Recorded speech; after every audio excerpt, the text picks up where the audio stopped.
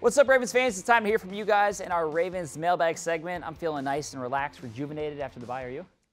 Not as much as you. That was long a break. Yeah, all right. Well, now let's jump into the questions. This one's from Jorge and Arano, and the question is, if Joe Flacco can't play because of that hip injury, will it be RG3 or Lamar Jackson starting?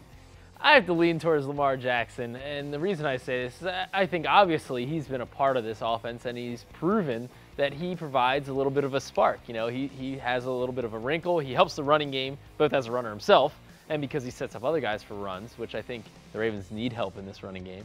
And I think he's just ready. I think he's developed. I mean, we're at week, what, 11? Yep. Thank you. Yes. Week 11. You got to count out the first 10 games and you get to number 11. Thank you. Okay, yeah. Week 11. And by all accounts, you know, Lamar has done well in practice. He's developed as a thrower. Is he as great a thrower as Joe is right now? Probably not. But he'll do it a different way. And I still think that he can move the ball in a different way than Joe. Right now, RG3, he hasn't started a game in over a year. He's been on the sideline on the bench for all this season.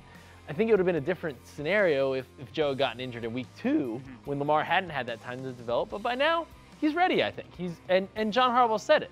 He said, he was asked, if Lamar has a start, do you feel comfortable with him at this point being a starter? He said yes. Yep. So I will echo that. Yeah, all right, let's keep the questions coming here. This one comes from Bism12, and the question... Bismom. Thank you. The question is, will we use Chris Moore in the offense more? I do think there's a possibility for Chris Moore to kind of carve out a little bit of a bigger role. He's somebody that I like what I've seen from him this year and really the past couple of years. When you go back to the second half of last season, he had a nice big catch against the Steelers, a 30-yarder.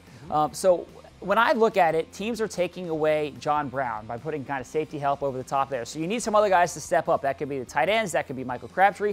But I also think you can mix in Chris Moore a little bit, you know, some opportunities here. Well, let's be honest. Nobody has stepped up yet, right? I mean, 3 of the past 4 games, John Brown has been under 40 yards.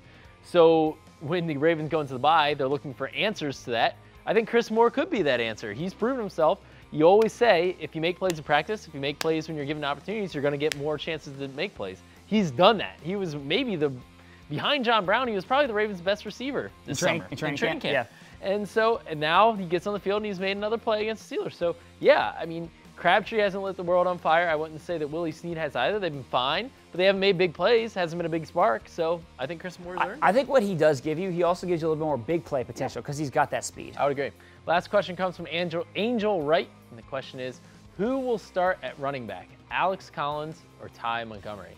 I don't think there's any question about this one. I think Alex Collins is still your starting running back, but I do think that Ty Montgomery will be worked into the mix. Really, to me, it's more of a question between Ty Montgomery and Buck Allen because similar kind of players in terms of their greatest skill set is as a pass catcher out of the backfield. That's not saying that they can't run the ball. Ty Montgomery, I think, will run the ball some, but there's a reason why he's a running back / wide receiver.